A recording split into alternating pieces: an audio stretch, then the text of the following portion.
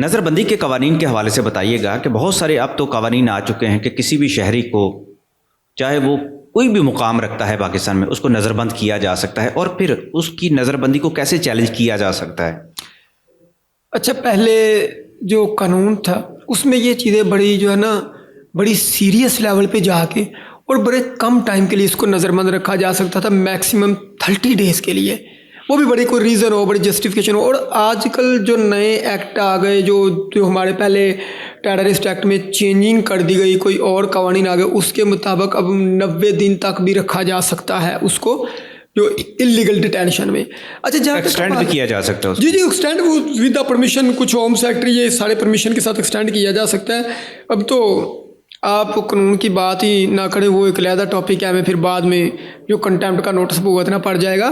دوسرا یہ کہ جہاں تک آپ بات کرتے ہیں کہ اس کو چیلنج کیسے کیا جا سکتا ہے، ہمارے پاس ایک ہی ریمیڈی ہوتی ہے۔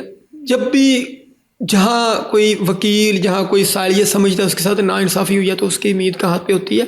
عدالت کے پاس، اللہ تعالیٰ کی ذات کے بعد عدالت کے اوپر۔ ہم عدالت میں رٹ میں چلے جاتے ہیں under article 199 of the constitution of Pakistan. اس کے آگے سے 4 ڈفرینٹ قسم کے انگریڈینٹ، کیونکہ یہ لا کا وہ تو ہے نہیں کوئی لا کے اسٹوڈنٹ کہ میں وہ 5 کو بتاؤں اس میں کیا صورتحال ہے۔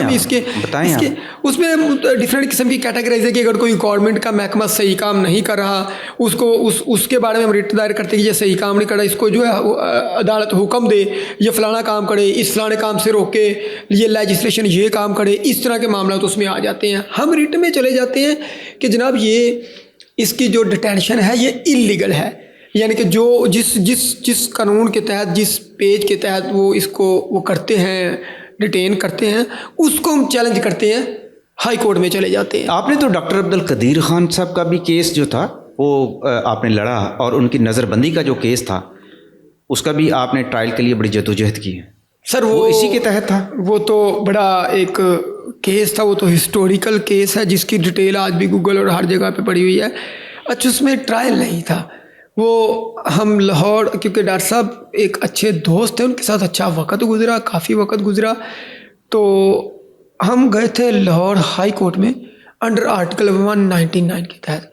ہم یہ کہتے تھے کہ ڈاکٹر 5 اس میں پریئرز کی تھی کہ ڈاکٹر قدیر صاحب یہ چاہتے ہیں، یونیورسٹیز کا وزٹ کرنا چاہتے ہیں، میڈیا سے ٹاک کرنا چاہتے ہیں، لوگوں میں آنا جانا چاہتے ہیں، ان کے گھر کے باہر بیریئر تھے ان کو ختم کروانا چاہتے ہیں، سفیر مشیر وہ کہتے تھے یہ سارے لوگ مجھے ملے۔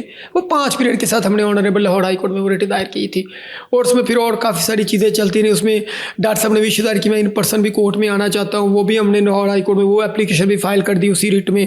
وہ ٹرائل نہیں تھا، وہ رٹ پٹیشن تھی، تو وہ بھی آنریبل کورٹ نے ڈسمس کر دی due to the security reason, اور اس کی سماعت پھر بند کمرے میں ہوتی رہی، آنریبل چیف جسٹس کے کمرے میں اس کی سماعت ہوتی رہی کہ صرف 1-2 لائرز جو ان کے اور ہماری طرف سے تھے وہی صرف کمرے میں جا سکتے تھے، ان کے اندر پرسنل کمرے میں۔ سیکورٹی رسک تھا نا؟ سیکورٹی رسک عدالت میں تو نہیں ہو سکتا، اس کی سماعت تو باہر کورٹ میں بھی سنی جا سکتی تھی۔ میں نے اس میں ایک اپلیکیشن بھی دی تھی کہ اس کا میڈیا کو پراپر طریقے سے اجازت دی جائے کہ میڈیا اس کو کور کرے۔ زیادہ تر سیاستدانوں کو یا پھر مذہبی رہنماؤں کو نظر بند کیا جاتا ہے؟ زیادہ تر نہیں، میرا خیال ہے کہ یہی ان کو جاتا ہے، اور تو کم ہی میں نے دیکھا ہے کہ اس طرح کے معاملات میں جو ہے وہ نظر بندی کو کیسی سامنے آئے ہوئے ہوں۔ یہ آپ کی اور میری اور میڈیا میں تو ساری رپورٹ موجود ہے کہ وہ زیادہ تر انہی لوگوں کو جو ہے نا وہ کیا جاتا ہے، کہ وہ بھی وہ ایک ریزنز دیتے ہیں کہ یہ سیکورٹی پرپز ہے، اس وقت ملک کے لیے خطرہ ہے، یہ باہر آئے گا، دنگا فساد ہوگا، لڑائی ہوگی فلاں، تو وہ ایک وہ گراؤنڈ تو بن جاتی ہے۔ جب گراؤنڈ بن جاتی ہے تو ریلیف مل جاتا ہے؟ سر کورٹ عموماً دے دیتی ہے، بس مطلب تھوڑا سا شاید تھوڑا سا کم ہو گیا اور ریلیف، لیکن عموماً کورٹ دے دیتی ہے۔ اور جب آنریبل کورٹ جو ہے اس کو صحیح طریقے سے پتہ چل جائے نا تو پھر بڑے تگڑے طریقے سے ریلیف دیتی ہے کورٹ۔ چلیں، بہت بہت شکریہ۔